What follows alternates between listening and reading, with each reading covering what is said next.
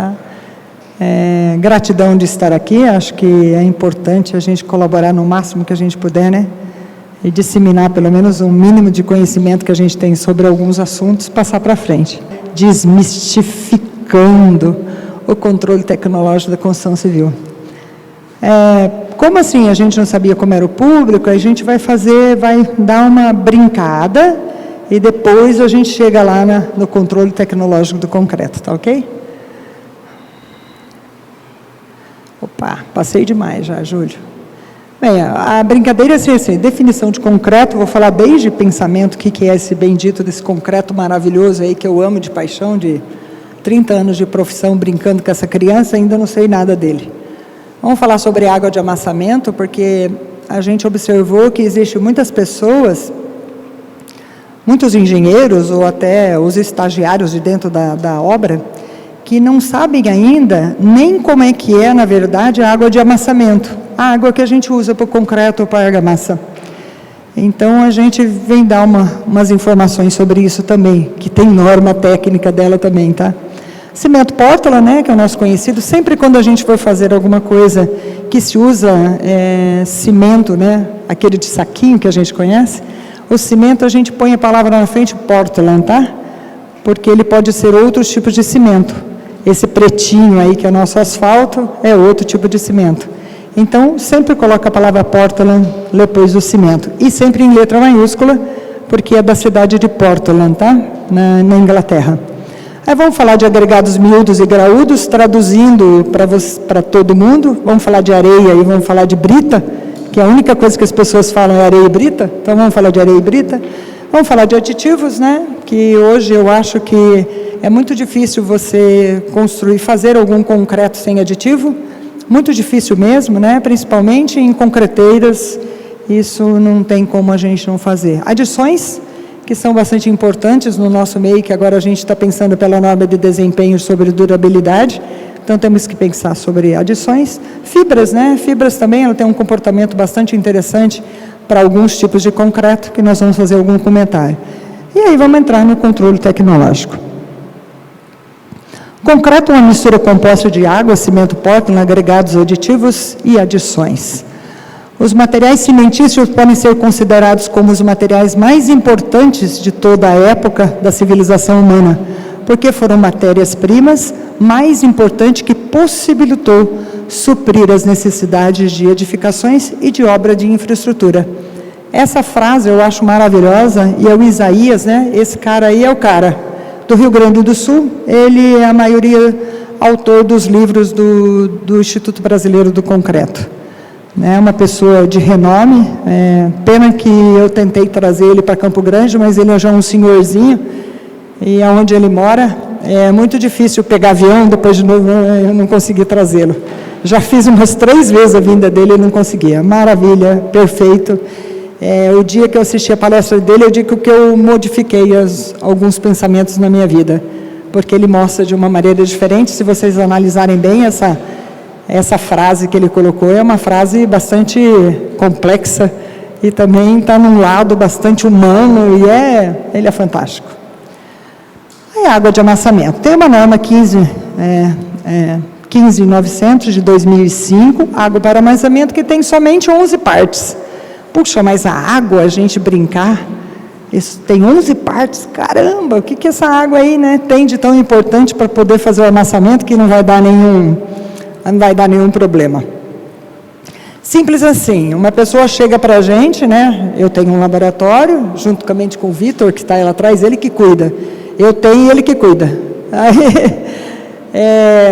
ele chega para a gente e fala assim, eu trouxe os agregados para você fazer e trouxe um tambor de água do rio para você fazer também um traço de concreto. Aí, não, mas a senhora faz. Não é assim que faz, para saber se a água do rio é boa ou não para você fazer um concreto. É diferente, tem que fazer uma análise, a gente vai tudo com calminha, né? Aí fala, não, mas eu trouxe já água e a senhora faz assim, faz o concreto com a água da senhora e o concreto com a minha água. Não, porque não é assim que se faz. Né? Então, a gente também tem que ter um pouco de conhecimento para que não faça, não faça caca, tá? Não pode falar que está gravando, mas depois vai ser editado, né, Júlio? Aí tudo bem. Tem que pensar, tem que ter um pouco de conhecimento, porque senão você vai na vibe do cara e faz. Aí vai que essa água está boa, que não alterou nem um pouquinho da resistência. Mas e o restante? Que a gente não sabe, né? Então tem que tomar cuidado. E aí tem tudo isso, né? Óleos e gorduras, detergente, cor, material, odor, pH, maior ou igual a 5, olha lá, né? Matérias orgânicas, açúcares, fósforos, nitratos, chumbos, zinco, cloretos, sulfatos e álcalis.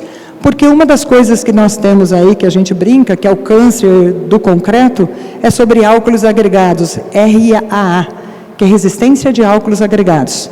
Isso a gente tem no nosso estado, todos os nossos basaltos, desde lá de São Paulo até aqui, todos os nossos basaltos têm problema de álcalis agregados, que é uma expansão que acontece, mas na água também pode ter. Então tem que tomar bastante cuidado com isso também, tá? Eu fiz um resuminho. Aí do cimento Portland, na brincadeira, calcário, argila, vira minério de ferro em alto teor de queima e vira o clinker. O clinker misturado com gesso, sai o cimento. Isso é o básico, bem o básico mesmo. Por isso que nós temos 2 fábricas de cimento, né, no Mato Grosso do Sul, que uma é em Bodoquena e outra em Corumbá, onde nós temos muito e muito calcário. E Corumbá tem muito e muito minério. Então, nós temos todas as matérias-primas mais importantes para o nosso cimento, por isso que nós temos aqui no Mato Grosso do Sul. Bem, vamos falar dos nossos agregados, né? Graúdos e miúdos. As areias que passam pela 4.8, que são materiais mais finos, os graúdos que ficam retidos na 4.8, os pulverulentos, então pó no agregado não é bom para o nosso concreto ou nem para a argamassa. Porque quanto maior superfície específica, maior superfície, quer dizer, mais fino ele é, mais água você precisa para colocar. Se você colocar mais água, é inversamente proporcional. Abaixa também a sua resistência. Então, e vira porosidade, durabilidade, aí vai todo no caminho inverso. Então, por isso que o pó também é bastante importante. Aí tem brita corrida, pedra de mão e outros, milhões de outras classificações. Na norma 7211, ela fala muito assim que os agregados devem ser duros, friáveis, tem toda uma características, né? E aí ficam batendo de frente assim, eu tenho, Sandra, estou fazendo reaproveitamento de resíduos da minha obra, onde tem cerâmica, onde tem isso, aquilo outro. Aí eu falo, se você conseguir dizer que o seu agregado é duro, estável, durável, limpo, e não conter substâncias nocivas, você pode usar. Impossível, né? Reaproveitamento de resíduos, tem madeira, tem gesso, tem papel, tem plástico, tem tudo misturado. E que a norma permite algumas coisinhas lá dentro.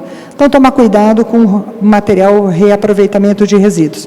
Faço estudo há muito tempo sobre isso, estou com um estudo ainda sendo realizado na universidade, mesmo eu não estando lá, a gente fez uma parceria, mas tomem cuidado com isso, tá? Não é qualquer agregado.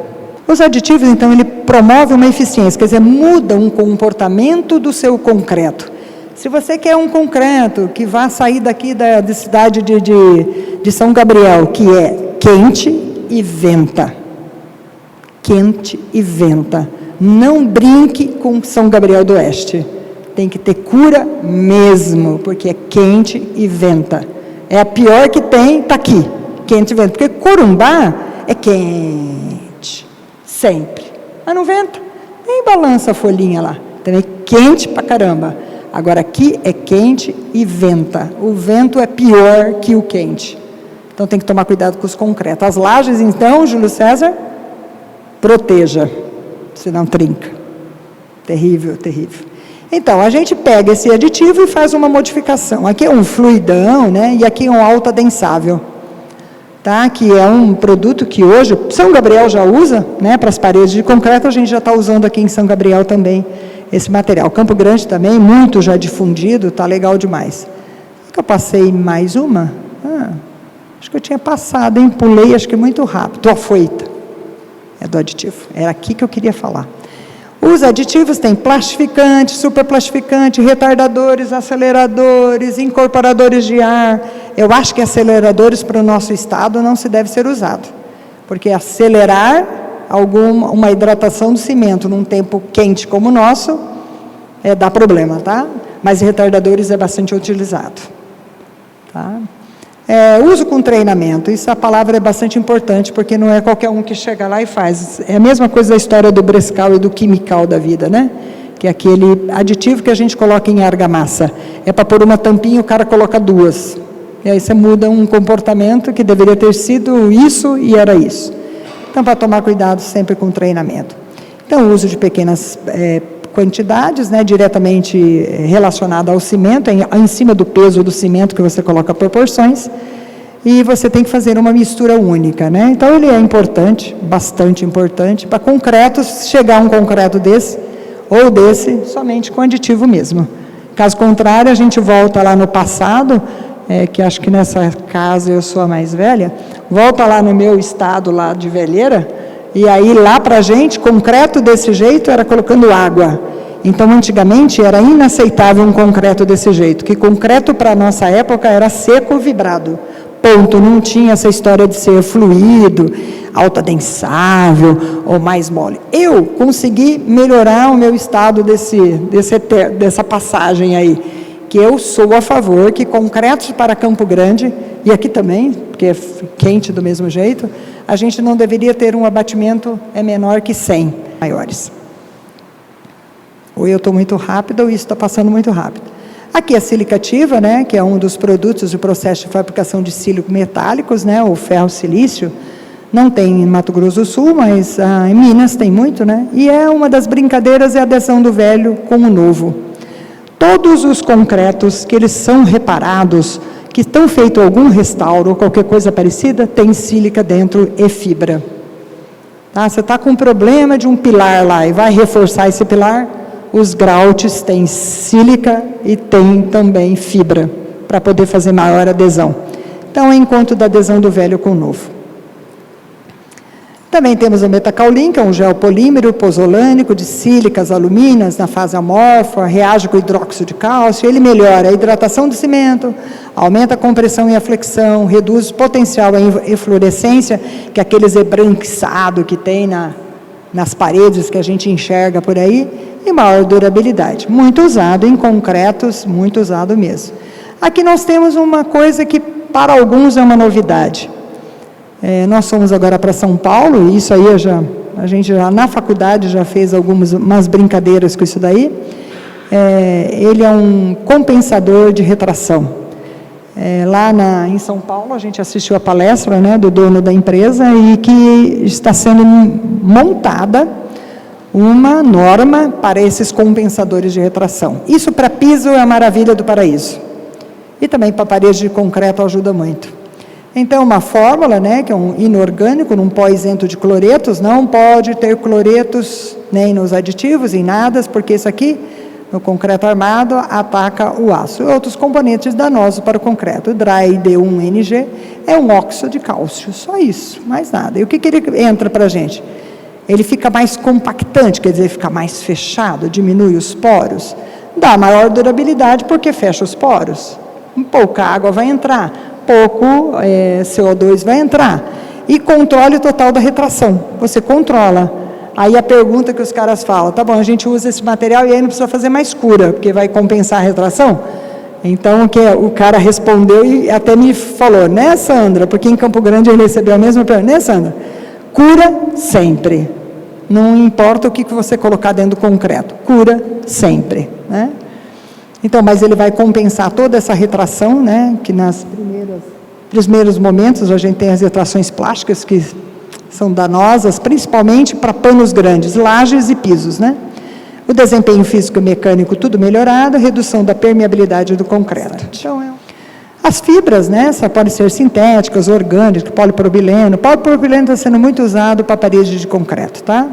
Os sintéticos, né, a gente está usando muito os de alto módulo, né, porque o uso de aço, quando o cara ia desempenar um concreto, esses aços iam subindo, né?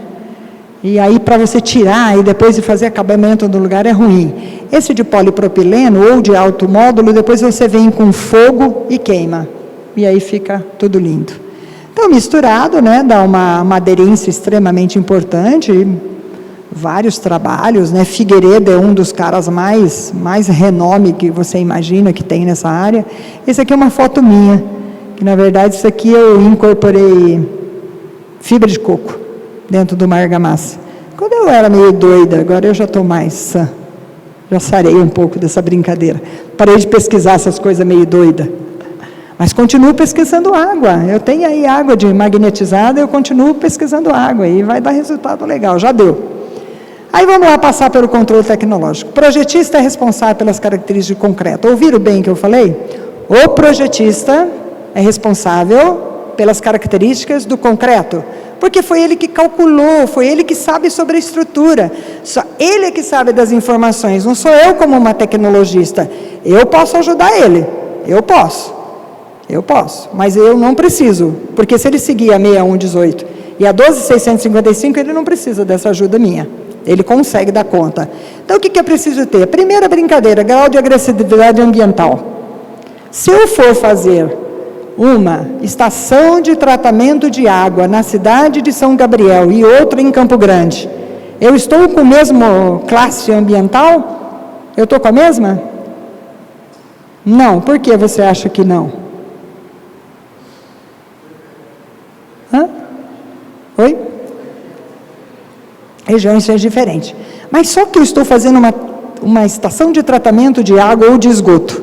E aí ela tem um grau de agressividade maior. Então ela tem um comportamento parecido. Então se eu fizer em São Gabriel, eu tenho que fazer igual em Campo Grande. Ponto.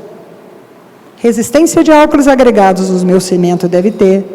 Você tem que ter várias coisas características para esse concreto que você tem que colocar lá no projeto. Eu trabalhei na Águas de Gariroba e fizemos o Ibiruçu.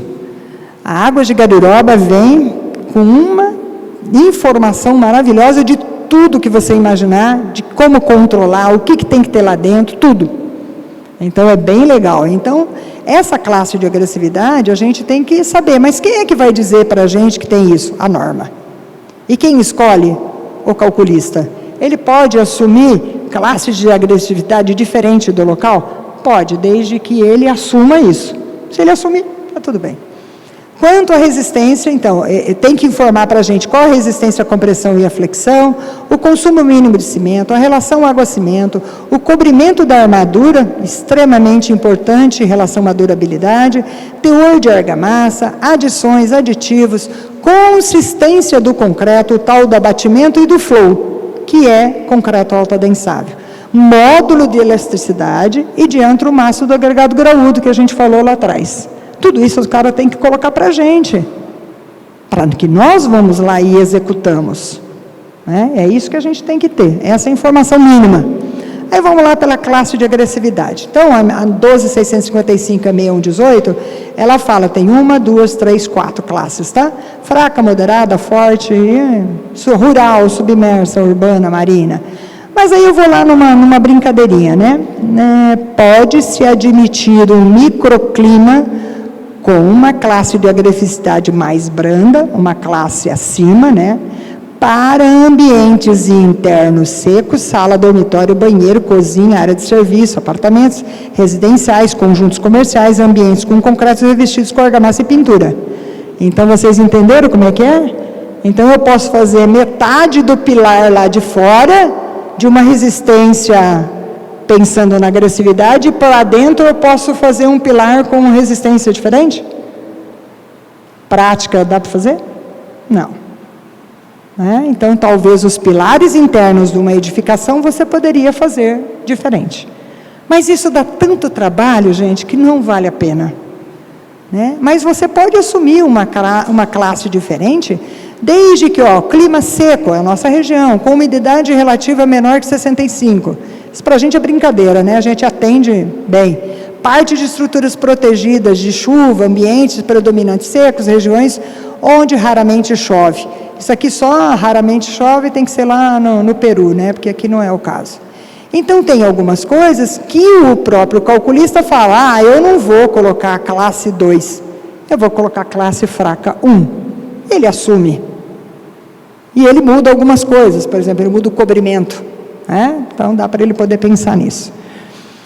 Aí a norma 12.655/6118 fala a mesma coisa, concreto, né? Então está lá tipo concreto armado e concreto protendido. Concreto armado, você tem a classe de agressividade, por exemplo, 2, menor ou igual a 0,60. Esta é a água que eu posso ter.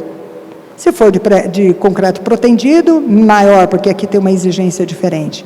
A classe do agregado de concreto não pode ser menor que 25 MPa. Então, aquela história de fazer lajes com 20 MPa, pilar com não sei o quê, está errado. É 25 MPa no mínimo, se o calculista usou classe 2. Se ele usou classe 1, ele pode ser o C20. Mas ele tem que assumir isso, não é nós que estamos assumindo por ele. Aí a gente continua e o consumo mínimo de cimento 280. Eu pago uma caixa de cerveja, daquele 36 ainda vai? Para vocês vai adorar. 36 garrafas, se existe alguma concreteira que faz um concreto com essa resistência de 25 MPa com 280 kg de cimento. É lógico que ele bota bem menos. Mas a gente não sabe cobrar, que é o consumo mínimo 280. A gente não sabe cobrar isso, porque a gente nem sabe. Porque o projetista não falou, o projetista não especificou no projeto. E aí começa tudo, a brincadeira. A relação água-cimento, seguido a tabela 2, a mesma norma, 0,45 a 0,65. É isso aqui que está dentro, tá? Tem casos especiais, tá bom? Quando estação de tratamento de esgoto, a relação água-cimento deve ser... Tá. Vou ficar 5 minutos parado, tudo bem? Pode ser? Não, vou continuar. Aí você assim, e como é que é controlada essa bendita dessa água? Como é que você controla isso? Numa betoneira? Como é que você controla isso, gente? Água no capacete? O cara joga água no capacete, como é que você controla isso? Fica 24 horas sentado com um cara ali, olhando ali e não consegue. Então, é a maior dificuldade de você controlar essa brincadeira aqui.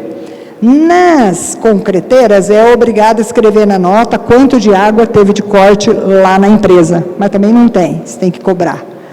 As classes, né, que agora é 20, a menor, né, e 100, a maior. Então, a gente geralmente brinca com os 25. Aqui é o módulo de elasticidade, que a gente tem que ter, tá? Que a nossa areia é muito fina de Campo Grande e a gente precisa cuidar disso. Acabou. Agora acabou. E eu quero fazer uma coisa, ixi Maria.